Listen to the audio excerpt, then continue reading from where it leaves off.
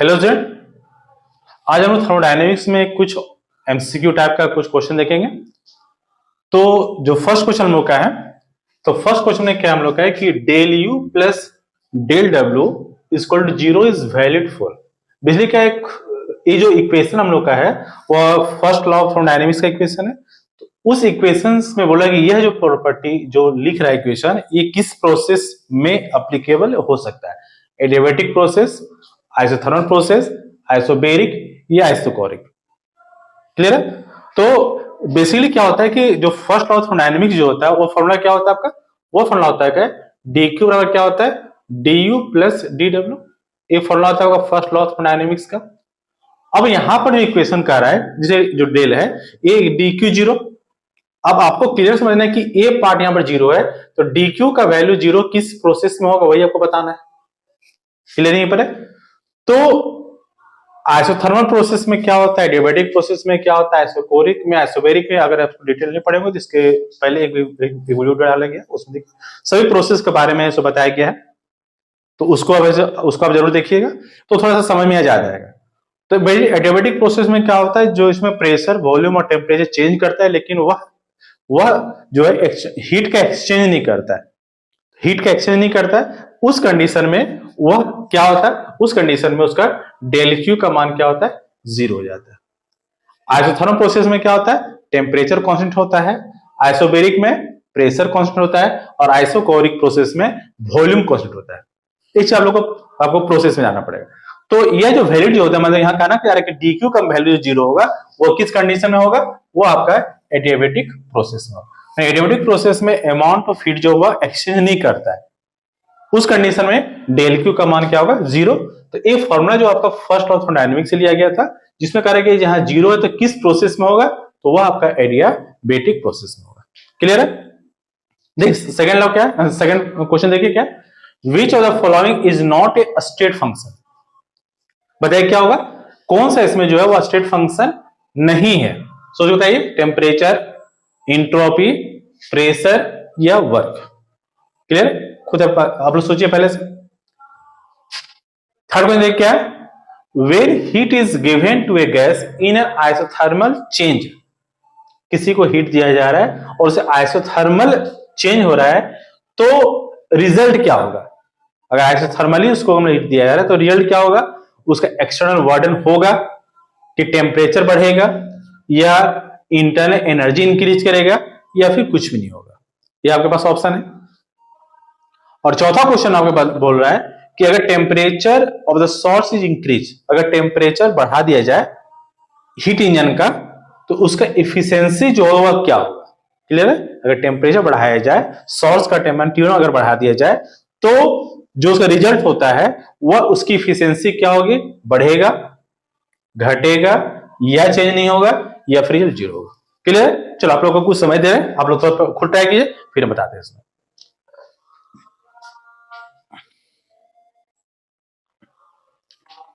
Clear है?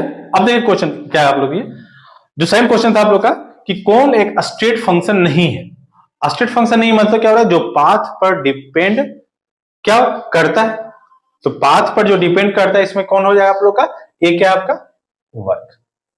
Clear है? तो स्टेट फंक्शन जो नहीं है, वर्क एक स्टेट फंक्शन नहीं होता। क्लियर? आपको ध्यान रखिएगा इसमें। नेक्स्ट में क्या रहा है कि अगर आइसोथर्मल चेंज हो रहा है, बताया था आइसोथर्मल चेंज में क्या होता है? टेम्परेचर कांस्टेंट होता है, और जब टेम्परेचर कांस्टेंट हो गया तो श्योर अब क्या होगा? यहां पर क्या है कि अब ध्यान रखिए, टेम्परेचर जब कांस्टेंट हो गया तो इंटरनल एनर्जी क्या हो जाता है? जीरो हो जाता है। टेम्परेचर जब कांस्टेंट हो गया तो उस कंडीशन में इंटरनल एनर्जी जीरो हो गया, और जब इंटरनल एनर्जी जीरो हो जाएगा तो सेम फॉर्मूला पर आइए यहां पर, तो डीक्यू बराबर क्या हो जाता है? du प्लस डीडब्ल्यू होता है। अब du जीरो हो गया तो सिर्फ क्या हो गया? डीडब्ल्यू बचा। तो मतलब सिर्फ क्या आपके पास आया, जो अमाउंट ऑफ हीट जो है वह क्या हो जाएगा? वह वर्क डन करेगा। तो इस कंडीशन में आपका ध्यान रखिएगा कि आइसोथर्मली अगर हम चेंज कर रहे हैं मींस क्या, टेम्परेचर कांस्टेंट हो गया, और अगर टेम्परेचर कांस्टेंट हो गया तो उसकी इंटरनल एनर्जी चेंज नहीं करेगा, और जब इंटरनल एनर्जी चेंज नहीं करता है तो डीक्यू और डीडब्ल्यू के बराबर हो जाएगा। तो इसमें क्या होगा? एक्सटर्नल वर्क होगा, टेम्परेचर तो राइज नहीं करेगा। सिंपल बताइए कि आइसोथर्मल क्या होता है? टेम्परेचर कांस्टेंट होता है, तो ये तो श्योर है कि आपका एक गलत हो गया। ये नहीं हो सकता है। और जब टेम्परेचर कांस्टेंट होता है तो इंटरनल एनर्जी भी चेंज नहीं करेगा, तो ये भी नहीं होगा। तो क्या बचा आपका आंसर, यहाँ होगा एक्सटर्नल वर्क डन होगा। क्लियर हो ना यहाँ पर? तो थोड़ा सा बेसिक जाना पड़ेगा कि आइसोथर्मली में क्या है, ऐसा सिर्फ डिफिनेशन आपका नहीं होगा कि टेम्परेचर एक कांस्टेंट या आइसोथर्मल, ऐसा नहीं है। आपको क्वेश्चन कहां पर आ रहा है, टेम्परेचर से इंटरनल एनर्जी को आपको एक्सचेंज करना पड़ेगा। फोर देखिए, फोर भी एक मैंने अच्छा क्वेश्चन आपका है, सो कार्नोट हीट इंजन का क्वेश्चन है। इसमें क्या कहना चाह रहा है कि अगर टेम्परेचर और शॉर्ट स्विचिंग के, अगर टेम्परेचर को बढ़ा रहे हैं और T1 को बढ़ा रहे हैं तो इफिशियंसी, अब बताइए इफिशियंसी का फॉर्मूला क्या होता है, क्लियर, वहां इफिशियंसी करना पड़ेगा। इफिशियंसी का फॉर्मूला क्या होता है आप लोग को पता ही होगा, इफिशियंसी बराबर क्या होता है 1 माइनस T2 बाय T1, ये फॉर्मूला होता है इफिशियंसी। ये फॉर्मूला आपको बहुत जरूरी है, जब तक फॉर्मूला नहीं याद रहेगा क्वेश्चन नहीं बनेगा। अब सोचिए क्वेश्चन क्या है कि सोर्स को बढ़ा रहे हैं, T1 बढ़ रहा है। अब सोच देखिएगा T1 बढ़ रहा है तो इफिशियंसी का मान क्या होगा, थोड़ा सा कंफ्यूजन होगा, थोड़ा सा सोच बताइए क्या, T1 बढ़ा रहे। अब सोचिएगा ए बढ़ेगा तो ए वैल्यू क्या होगा, घटेगा कि बढ़ेगा, क्लियर यहां होना चाहिए। 1 माइनस T2 बाय T1 है, इफिशियंसी का जो फॉर्मूला आपका है वह क्या है 1 माइनस T2 बाय T1 हो रहा है। अब यहां पर ध्यान रखिए कि ए पार्ट घट रहा है, जब T1 बढ़ेगा तो क्या होगा, जब T1 बढ़ रहा है तो श्योर ए पार्ट क्या होगा आपका घटेगा, और ये घटेगा तो 1 से जब माइनस कर रहे हैं श्योर उसका वैल्यू क्या होगा ज्यादा होगा। T1 जितना ज्यादा होगा इफ इस फैक्टर का मान उतना ही क्या होगा कम होगा, और वो फैक्टर मान जितना कम होगा इफिशियंसी का मान उतना ही ज्यादा होगा। क्लियर होना चाहिए। तो उस कंडीशन में इफिशियंसी क्या होगा बढ़ेगा, तो उसमें क्या होगा आपका यहां भी क्या होगा इंक्रीज होगा। थोड़ा सा और सोच सकते हैं कि वैसे भी जब सोर्स का टेम्परेचर बढ़ाते हैं तो सोर्स बढ़ेगा तो उसका एफिशिएंसी बढ़ेगा। क्लियर, अगर ये फॉर्मूला पर नहीं जाते हैं तो उसमें समझिए कि अगर किसी भी कार्नोट हीट इंजन का अगर हम लोग सोर्स को बढ़ाते हैं, टेम्परेचर T1 अगर बढ़ेगा उसकी एफिशिएंसी भी बढ़ेगी, T1 घटेगा तो उसकी एफिशिएंसी भी घटेगी। पहले याद रखिए।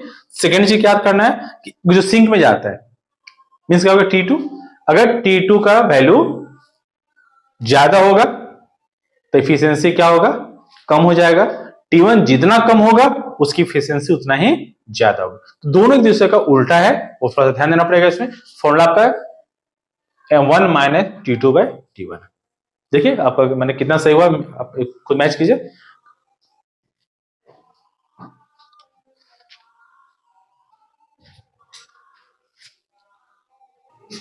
नेक्स्ट क्वेश्चन क्या हम लोग का, नेक्स्ट हम बोला कि first law of thermodynamics corresponds to, जो फर्स्ट लॉ ऑफ थर्मोडायनेमिक्स होता है वो एक 4 पॉइंट दिया हुआ वो किसमें सेट कर रहा है, किसके लिए एप्लीकेबल है, किसमें सेट कर रहा है बताना आपको। पहला heat flow from hot to cold body, conservation of energy, Newton's law of cooling या conservation of angular momentum. 4 point बताना है कि किस फर्स्ट लॉ ऑफ थर्मोडायनेमिक्स जो होता है वो किसमें सेट कर रहा है आपका। सेकंड क्वेश्चन में आपका है कि cyclic process work done by the system, cyclic process अगर हो रहा है तो उसका वर्क डन जो होगा वह किसके बराबर होगा, 0 होगा या उससे ज्यादा होगा जो हीट हम दे रहे हैं, या उसी हीट के बराबर होगा, या फिर हीट से वह इंडिपेंडेंट हीट पर डिपेंड नहीं करेगा, ये क्वेश्चन। और थर्ड है कि इफिशियंसी ऑफ कार्नोट इंजन जिसका सोर्स का टेम्परेचर T1 है और टेम्परेचर T2 है, तो बताना फॉर्मूला जो है सो किस कौन सा होगा। क्लियर, पहले खुद ट्राई कीजिए इसमें तीनों क्वेश्चन को अपने से।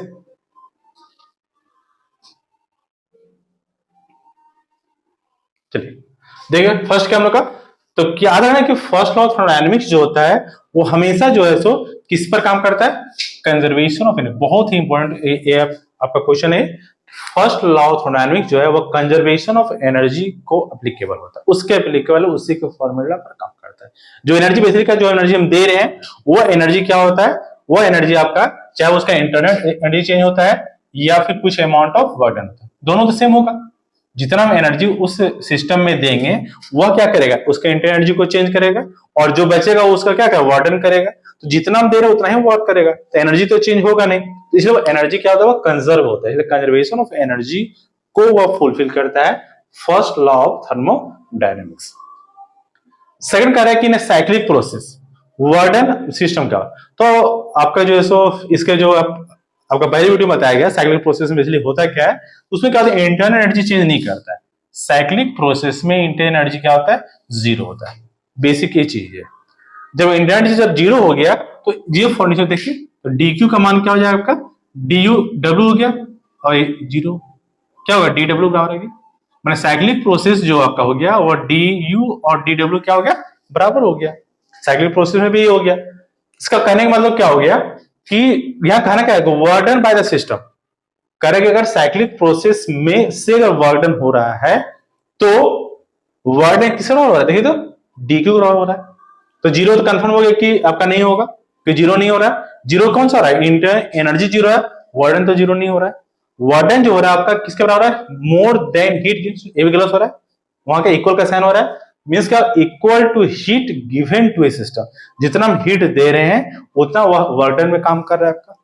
या इंडिपेंडेंट तो है नहीं क्योंकि डी क्यू बराबर हो जाता है। इसमें सही क्या होगा, इसमें सही होगा equal to heat given to a system. जितना हम साइक्लिक प्रोसेस में अगर काम होता है उस कंडीशन में ध्यान रखना है कि जो डी क्यू जो है वो डी डब्ल्यू के बराबर हो जा रहा है।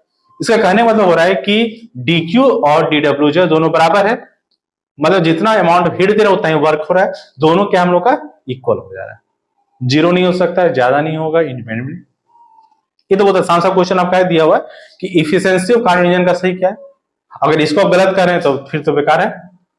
बताइए फॉर्मूला क्या होगा, इसको कौन सही लग रहा है आपको, फर्स्ट सेकेंड थर्ड फोर्थ, वैसे कौन सा है इसमें आपका, ये सही हो रहा है। थोड़ा सा चेंज किया फॉर्मूला को, हम फॉर्मूला क्या लिखाए थे, वो लिखाए थे 1 minus T2 bye T1, formula ही होता है। तो ए यहां पर आ जाएगा तो क्या लिखाएगा, T1 माइनस T2 और बाय में क्या होगा, T1 आ जाएगा, ये हो जाएगा। तो फॉर्मूला क्या हो जाएगा। ठीक है, अब कुछ क्वेश्चन और देखते हैं इसमें लोग।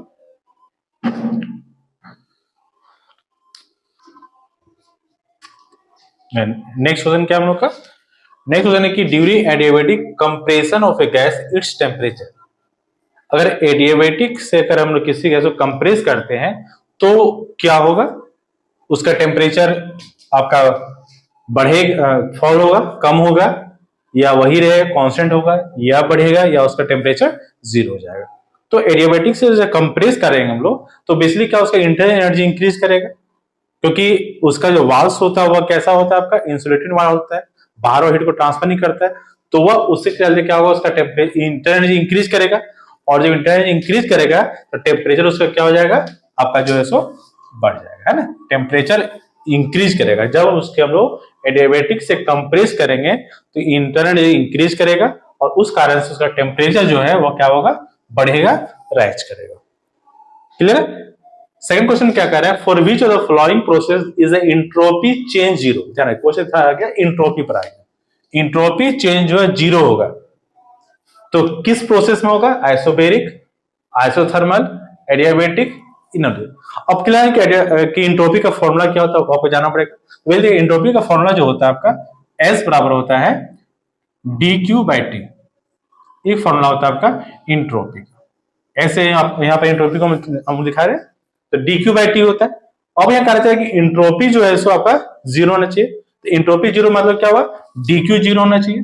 अब आते हैं डी क्यू जीरो किस में होता है, अभी लगता है दो तीन बार हम लोग बता चुके हैं इसको, डी क्यू जीरो किस प्रोसेस में होता है, वो आपका जो है एडियाबैटिक प्रोसेस में होता है। क्योंकि एडियाबैटिक प्रोसेस में अब क्या होता है, डी क्यू का मान क्या होता है, जीरो होता है। जब डी क्यू जीरो हो जाएगा तो उसका एंट्रोपी का टर्म भी वो क्या होगा, जीरो है। तो बेसिकली एंट्रोपी का फॉर्मूला जाना पड़ेगा, एस बराबर क्या, डी क्यू बाई टी लिखते हैं हम लोग। चेंज इन एंट्रोपी बेसिकली क्या होता है, चेंज इन एंट्रोपी होता है, वो डी क्यू बाई टी लिखते हैं हम लोग। तो आइसोबैरिक में वॉल्यूम तो हो जाएगा, टेम्परेचर कांस्टेंट हो जाएगा, इसमें क्या डी क्यू जीरो हो जाता है। तो इस कंडीशन में आपका सही आंसर क्या होगा, आपका एडियाबैटिक प्रोसेस में एंट्रोपी का मान जीरो हो जाएगा।